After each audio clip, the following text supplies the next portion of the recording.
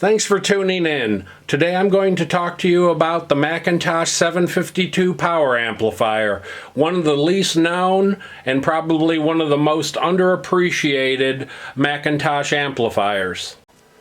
If you enjoy vintage audio equipment, you've come to the right spot. Please subscribe and hit that notification bell, as well as giving me a big thumbs up if you like this video, and share it with others. There is a risk of serious injury or death from electrical shock working on this equipment. If you're not comfortable with working on the equipment, please do not take the cover off and consult a professional. This Mcintosh 752 was built from 1985 to 1988. If you guys that have been following my videos know, I'm really into the vintage audio stuff. Most of my stuff is 60s and 70s. You know, by the 1980 or by the early 80s, the stereo equipment, the consumer stereo equipment, just went downhill in build quality. One company that did not go downhill was Mcintosh. This is a very unusual Mcintosh amplifier, as you can tell. You know, it's only about a foot long, it's about 9 inches deep, and if it didn't say Mcintosh on the front of it, well, I guess maybe you might know too, because it says Power Guard. If you know Mcintosh, that's their protection scheme, so you might know from that. But really, you wouldn't know this was a Mcintosh. I have a local dealer here that sells Mcintosh and has sold Mcintosh for 37 years. And back, I talked to him about this amplifier, and I told him what I had. I had a Mcintosh 752, and he just sort of looked at me like, you know, as if, what? 752? You know, he couldn't even, you know, recall it right away. And then it came to him. I told him, yeah, they were built, you know, in the middle 80s to the late 80s. And he said, oh, yeah, I remember them now. But they're not well recognized. You know, and I think they're one of the great values in vintage stereo equipment, because even though this is an 85 to 88, a middle to late 80s piece of audio equipment, it is built like a rock. Pick up this little guy, and I don't know what he weighs. He's probably 22 pounds. I mean, it's like picking up a little stack of bricks. You know, even when the Japanese companies were going downhill, I mean, with their build quality, Mcintosh, even though they went through some extremely hard times, was still building a quality piece of equipment. As many of you know, I repair my own personal equipment. I don't do this as a profession, so any equipment you see in my videos, including this Mcintosh 752, is my own personal equipment. And most of the time you find in my videos that what have I done? Because I'm a little anal about getting those electrolytic capacitors out. I go in there and I replace them.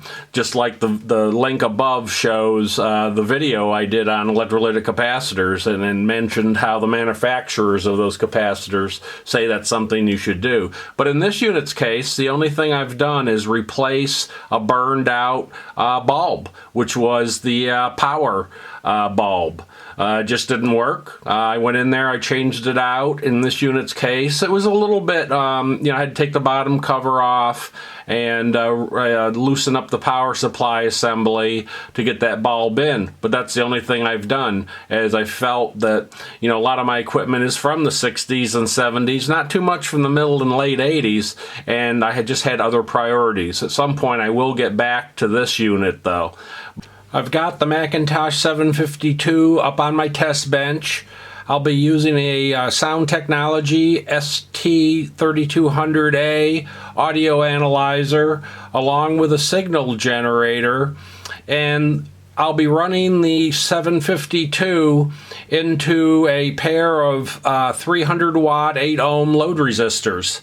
Input from the signal generator, 1000 hertz tone, into the inputs of the Mcintosh 752. The 752 has gain controls in the back, and I just have them at max. and I'm just controlling the signal, the power output from the amp with the signal generator. The power output from both channels is very close. Now we're up over 11 watts a channel. I'll just let it warm up here. Let the Mcintosh 752 warm up for a few minutes, and then we'll do some more testing. Alright, I'm going to run the power level up here a little bit. Here we are at 18. I tell you, I mean, this is rated at 75 watts a channel, and here we're sitting at 86, 87, and still running at spec. So, like a lot of Mcintosh amplifiers, they're quite conservative. It's just sitting right here, having no issues, running considerably above what it's spec to do. Let's run up the other channel here. We're at 87.4, and you know, the amp's holding its own here. So as I said before, like so many Mcintosh amplifiers, extremely conservative with their power output and distortion numbers. Okay, we're going to see where it actually is going to clip at. So far, 87, 88, 89, 90.